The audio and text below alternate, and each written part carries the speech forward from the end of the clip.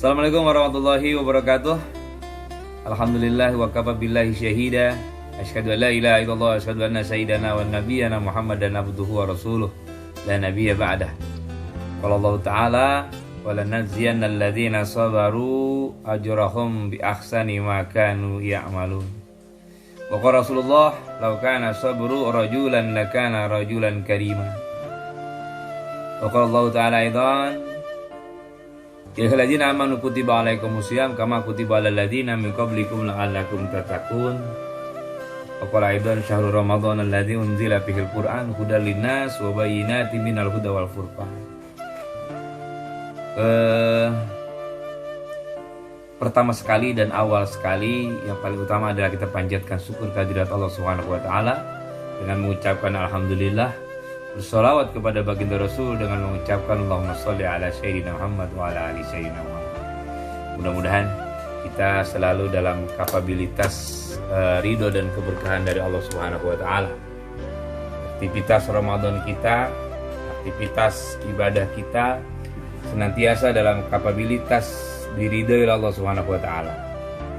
Tarawih kita, puasa kita, tadarus kita selalu membawa value yang sempurna di hadapan Allah Subhanahu wa taala. Maka itu saya selalu mengingatkan, mengajak kita semua untuk merenungi hakikat ibadah Ramadan dengan baik agar kita selalu mendapatkan keberkahan dari Allah Subhanahu wa taala. Saya selalu berdoa dan berdoa mudah-mudahan sahabat-sahabat semua yang berada di Majelis Ulama Indonesia Jakarta Selatan, FKUB Jakarta Selatan, Jamiah Kuliah Subuh Ahad, Khatmul Quran, Jagakarsa, semuanya teman-teman selalu dalam lindungan Allah Subhanahu wa taala di situasi yang sangat berbahaya ini. Ya, COVID-19.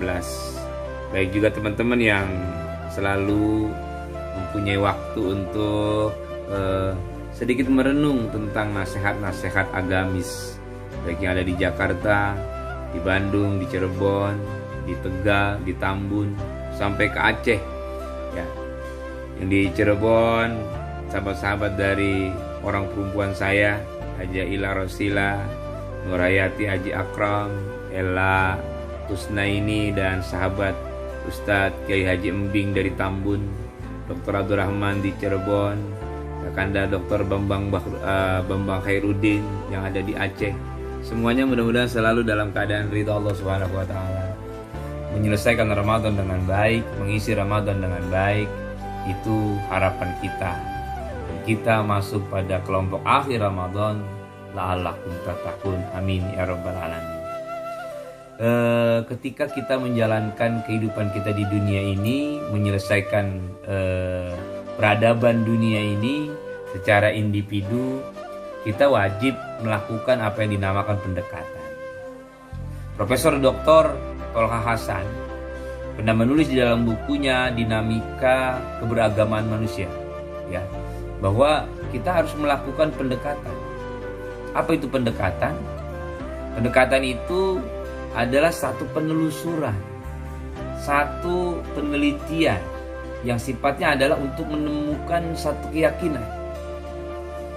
Makanya tema pembahasan kita hari ini singkat tapi jelas, manusia dan sejarah taun atau COVID-19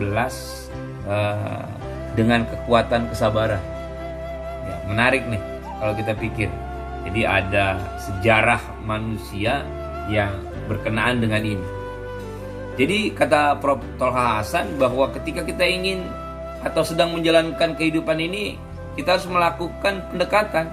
Ada pendekatan teologis, ada pendekatan historis, ada pendekatan biologis, ada pendekatan antropologis, macam-macam.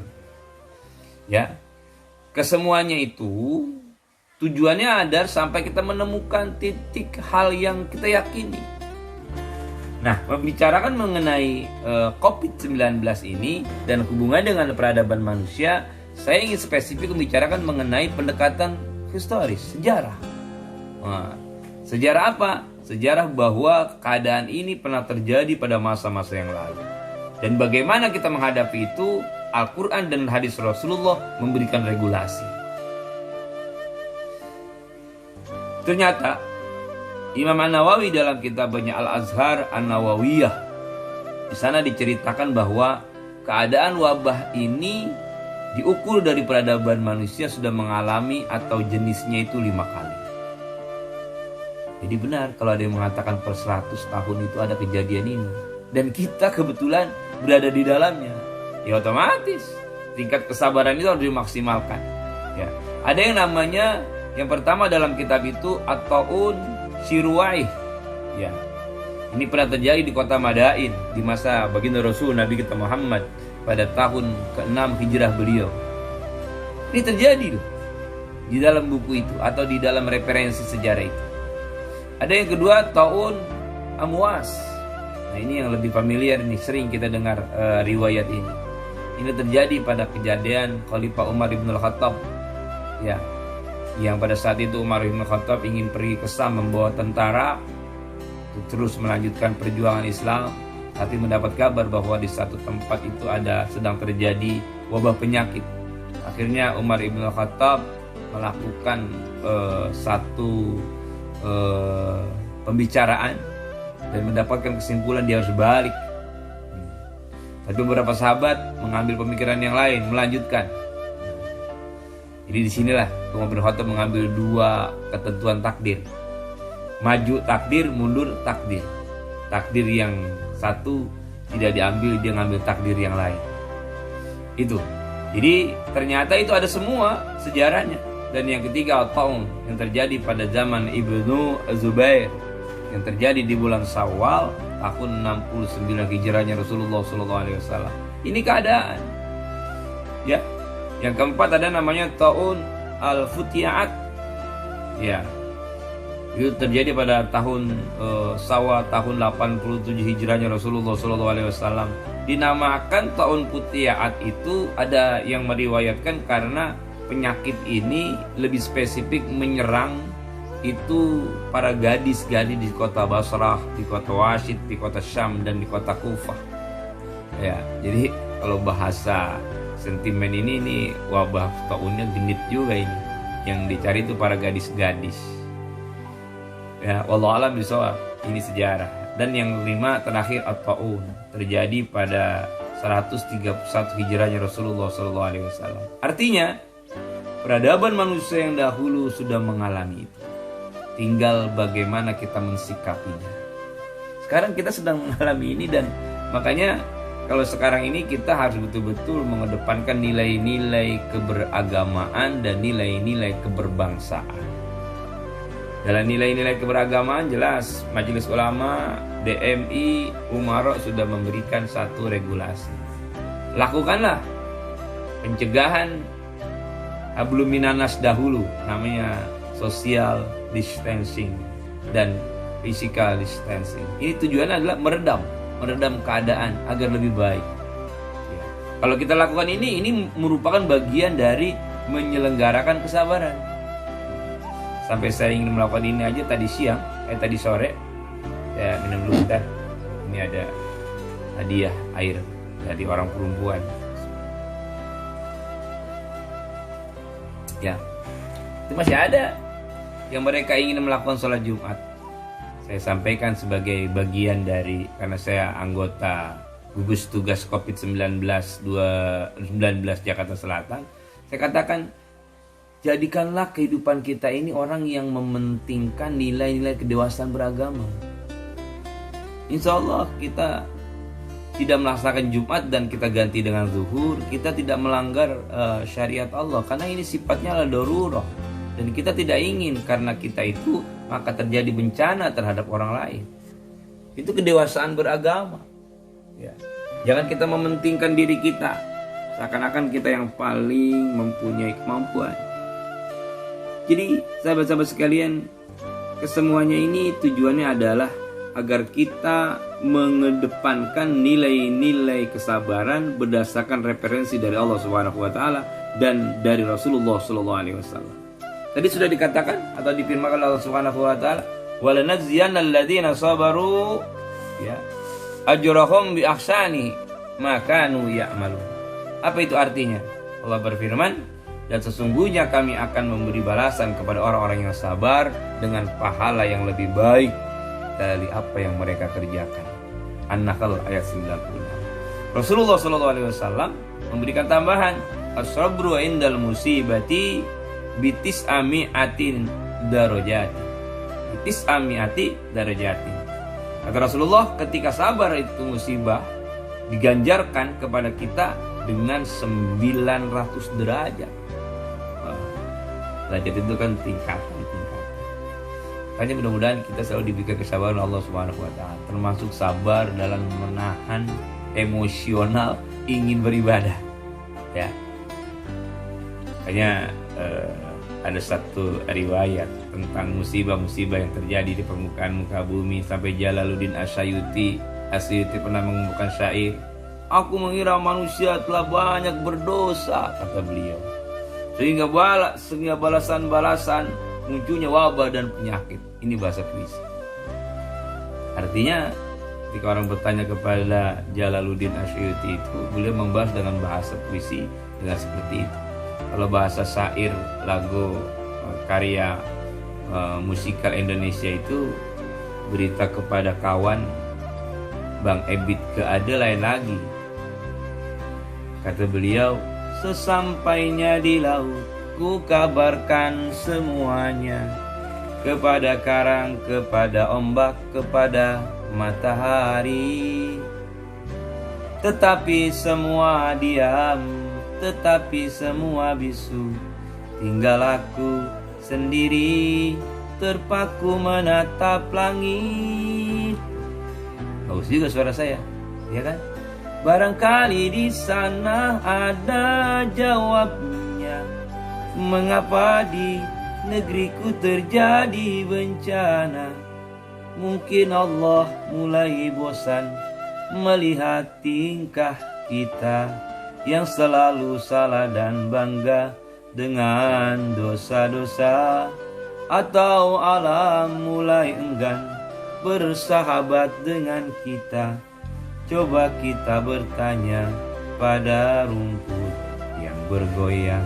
Artinya kembali melakukan introspeksi diri kita.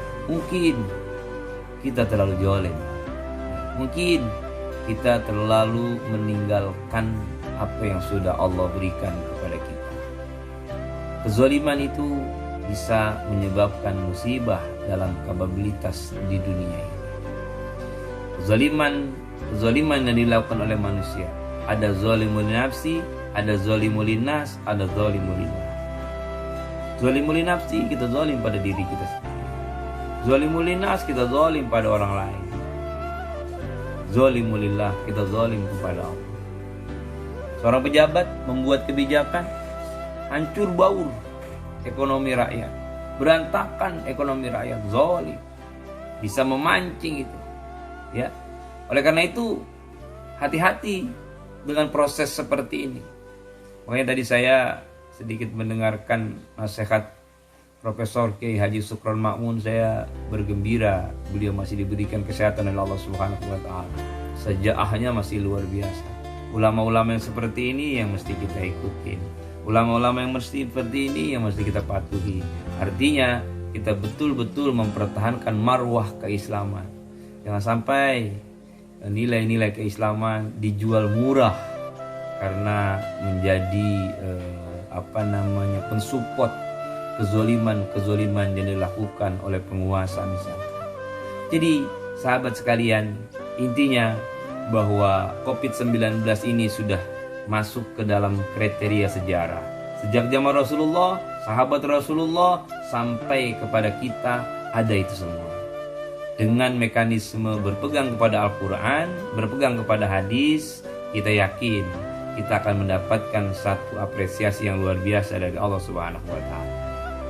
Ke depan, mari terus kita munajat kepada Allah agar kita dikuatkan iman, puasa Ramadan kita pada puasa yang sempurna di hadapan Allah Subhanahu wa taala.